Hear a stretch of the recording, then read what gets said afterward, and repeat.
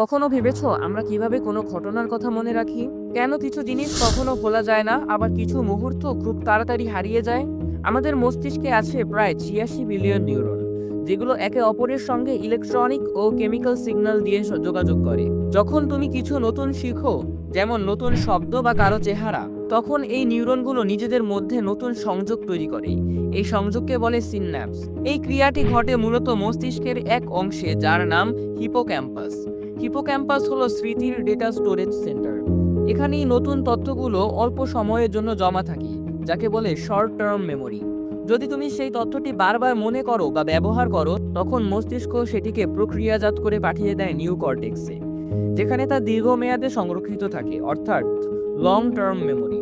এই সংরক্ষণ প্রক্রিয়ায় সাহায্য করে ঘুম, বিশেষ করে গভীর ঘুমের সময়, কারণ তখন মস্তিষ্ক সারাদিনের শেখা সব তথ্যগুলো সাজিয়ে রাখে, অপ্রয়োজনীয় তথ্য বাদ দেয় আর গুরুত্বপূর্ণ স্মৃতি সংরক্ষণ করে। তাই বারবার রিভিশন করা, পর্যাপ্ত ঘুমানো আর মনোযোগ দিয়ে শেখা, এই তিনটি জিনিসই একজনের স্মৃতিকে আরো শক্তিশালী করে তোলে।